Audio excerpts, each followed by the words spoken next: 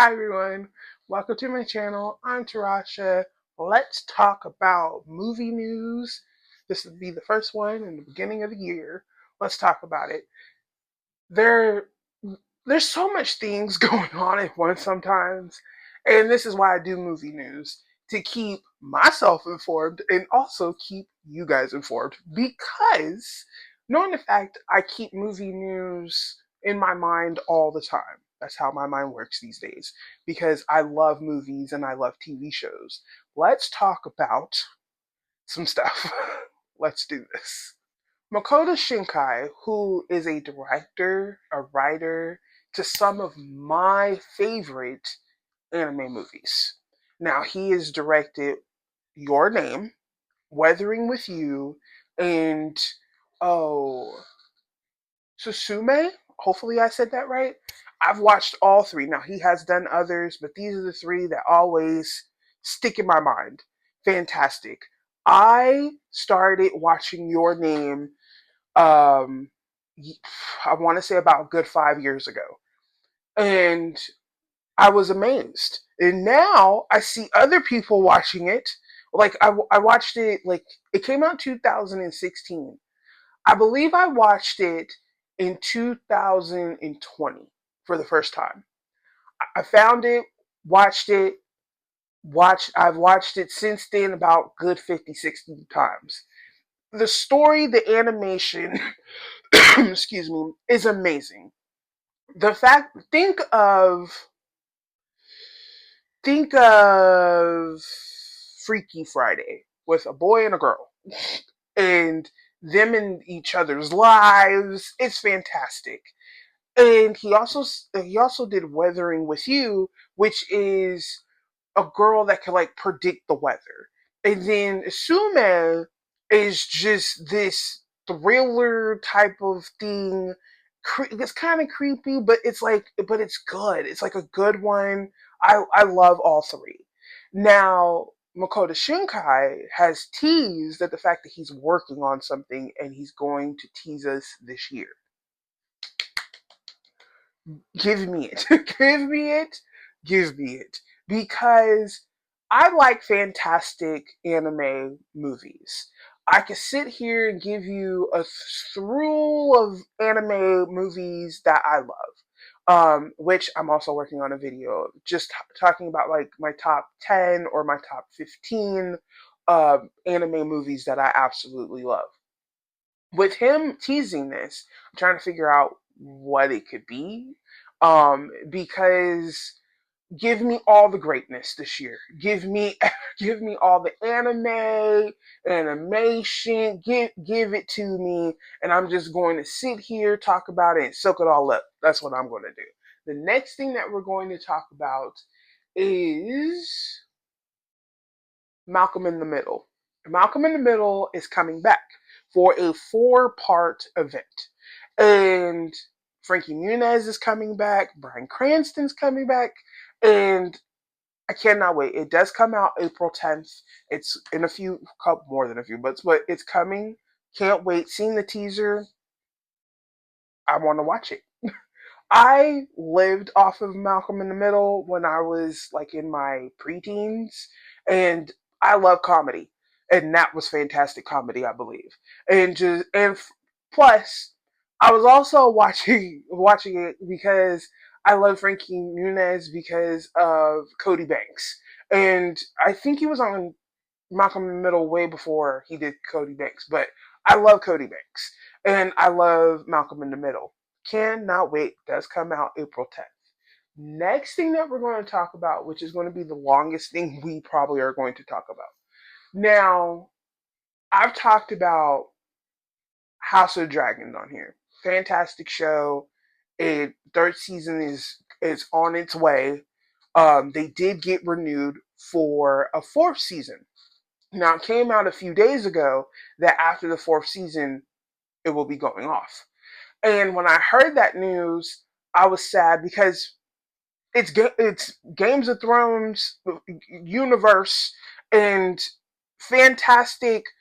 The amount of stuff that goes on with the dragons and with the Targaryens and all that is crazy to me. Okay, the amount of just the fighting back and forth and the families and stuff like that is just, and when someone does pass or die by a dragon, it's just, it's brutal. It really is. It's brutal. The things that happen in that show, we're sitting up here watching it, and it's amazing TV. It really is, because I like stuff that I'm engaged with. I'm engaged with when I watch it.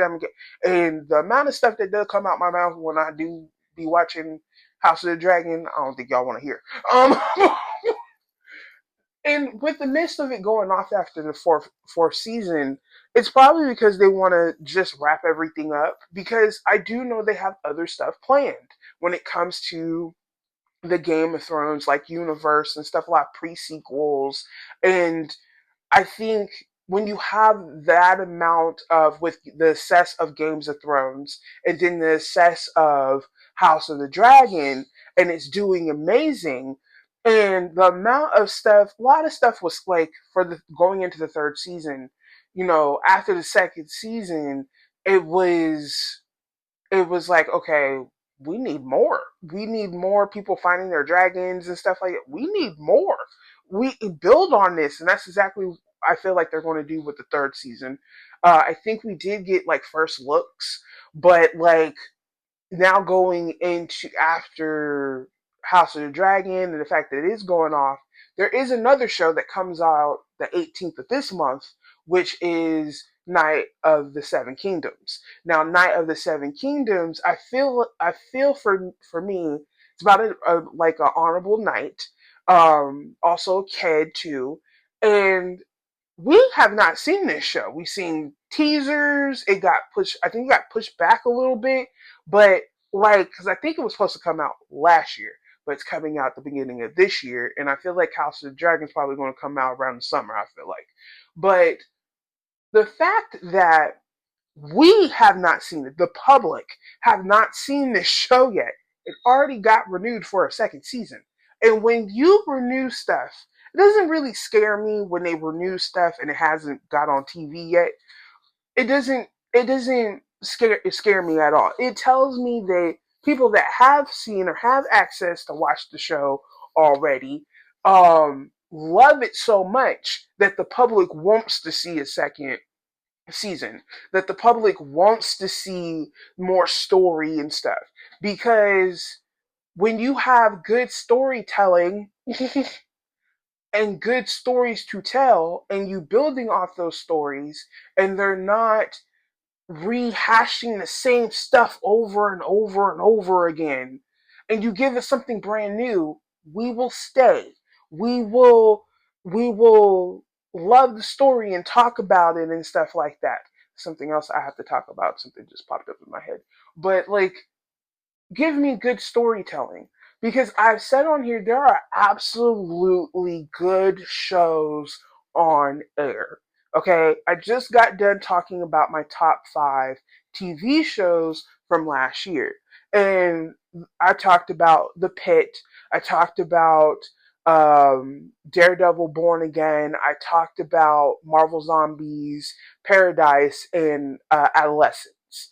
And there's other good shows out there. But I feel like some people probably don't pay attention, or they just don't, like, they're not into TV like that, which is fine. But my thing is that branch out, because some people just watch the same show over and over again.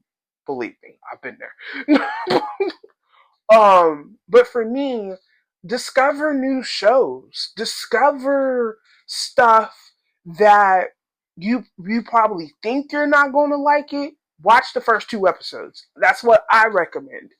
I'm going to do a recommend video, probably make it in a series, like shows that I did it before. I stopped it. I think I'm going to start doing it again, because I still got people in my DMs telling me, what do you recommend on this platform? What do you recommend? I'm going to do that. I want to make several videos about it, so it won't be one long video, so you guys can have them and just like go to them and like, okay, because I keep my repertoire like up to date when it comes to new shows and movies and stuff like that. So I will do that. But House of the Dragon, yes, I'm sad that's going off after its fourth season. Because when you have the stuff that happens in that show, especially watching the first season for the first time, you know, getting off of Games of Thrones, and I was like, okay, it's heavy. They throw things at you.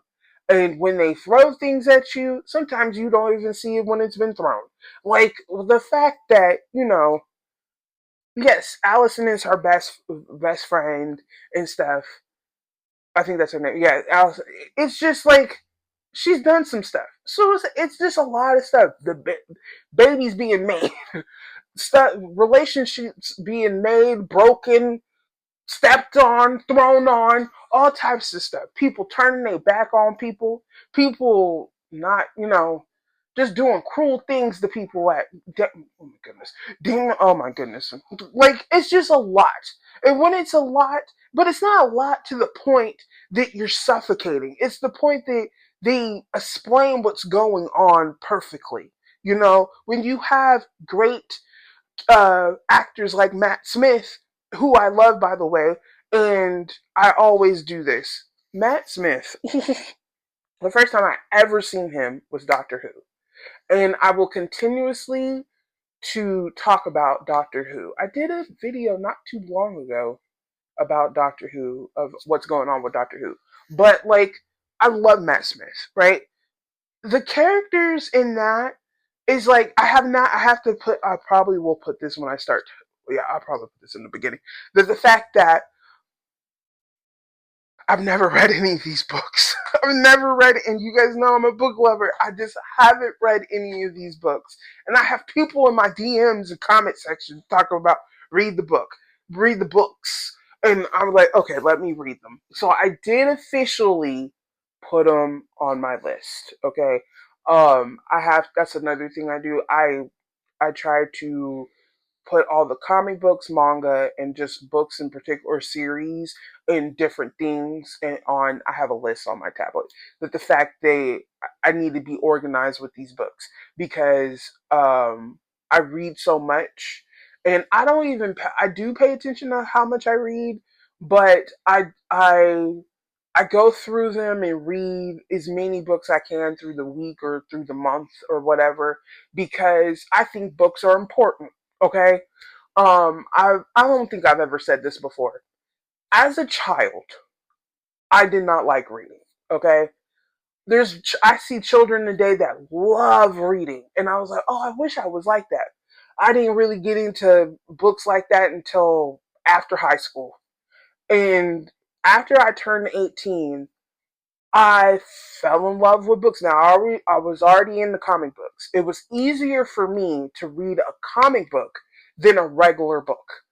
And the reason why is because I love themes that are explained to me, and I feel like comic books do that very well. That they explain, you have pictures. I'm a very visual person. Now these days I can read a book without pictures, but when I was in elementary, I needed a book with pictures. And comic books was my comfort zone, and it still is my comfort zone. Um, when you have a a learning disability, like I have a learning disability, and that the fact that when you're not focused or anything like that, these days I'm more focused than anything. But my thing is that when you can't read a lot of books, when I was a kid, I couldn't read a lot of books, but then my love for reading kicked in. And when it kicked in, it kicked in. And when it kicked in, I can't stop reading. When I got into college, I started reading more. And then I got into romance books. Then I started reading more. Then I started reading more, getting into more comic books and stuff. Reading more DC comic books, more Marvel. Finding my real love for superheroes because I was already in love with superheroes when it comes to like the movies and stuff like that and the cartoons, but I was reading a little bit and then I got really into it. And then last year, I got really into manga and stuff. You know, this is one that I'm done with, I believe. Am I done with this one? No, this is the one I'm currently reading right now. So I love manga. Solo Leveling is it for me right now, but I am reading Chainsaw Man at the current moment and Sailor Moon. I read multiple. It keeps my brain stimulated. Okay, so for me, books are a positive thing. You know, books comfort me, but I know we're talking about movies and TV shows here, but books are something that comforts me because I love story. I love world building. I love when you have a certain character that you could just learn from, and they're whatever they're doing, they learn from their mistakes. I love a character that messes up, knows that they messed up, and realize that they messed up, and they work on what the heck they did. Okay? We all, well, comic book lovers, a lot of us love Batman, right? Have Batman made mistakes? Yes. Has Superman made mistakes? Yes. I think a lot of superheroes have made mistakes. Now, have they learned from their mistakes? That's what you really need to understand. Like, the mistakes, are they going to fix their mistakes? Are they going to learn from their mistakes? You know, like we all know that Batman had a child with Talia, and Damian came along, knowing the fact he gets on my last nerve sometimes. But especially when you see the animated movies, he's a butthead. I don't want to say butthead. I want to say something else. But he's a butthead. Eventually, we are going to see him in the movies. And when we do, because there's a movie coming out, we don't know when it's coming out, but Brave and the Bold, which is going to be the Batman one. Now, to my understanding, Damien's going to be in it. They have a lot of story to tell if they're starting with Damien, right? So Damien becomes Robin. He's not the first Robin. We know who the first Robin is, which is Dick Grayson. So there's a lot of Robins. Hopefully they explain all that. So for me, when it comes to comic books and reading and stuff, I like the explaining. I like the fact like you could see one's mistakes and they fix it, or they you see in a group setting you have all these different characters and they all have something that puts together with that group. I think that's why I love Thunderbolts so much, because they all have something completely different. They all could come together, fix it, figure out the mistakes that they did or something that they what happened, and they could come together and save the world. That's what I love when it comes to group stuff or just books in general.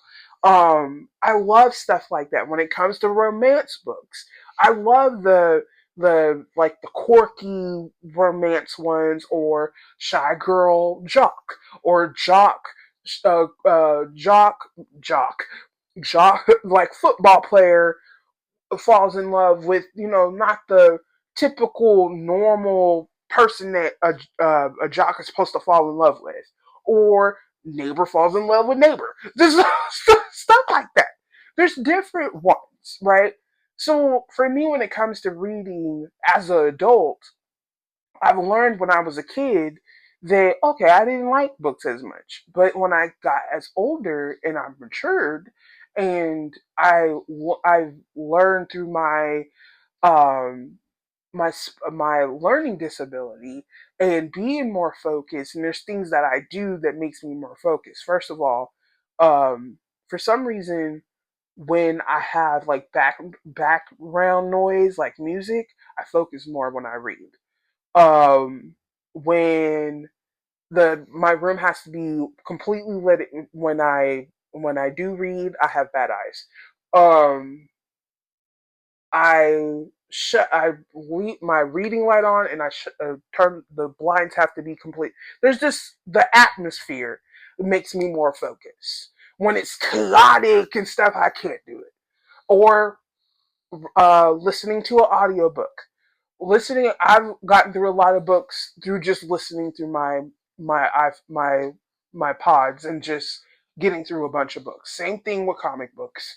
And I think that's like the the cheat code for me is that I could just go through my Kindle, press the thing, pop it in, lay down, or whatever I'm doing, and get through a couple of chapters or get through a book or whatever.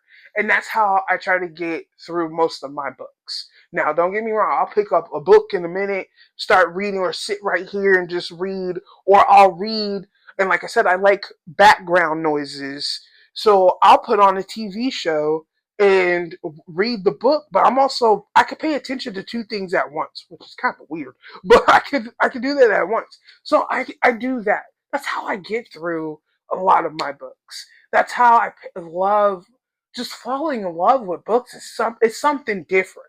It really is, and I encourage people in general to get into comic books, to get into manga, because it's different stories, different tellings. Um, like if you like for comic books and manga, pictures are visually, that's the thing.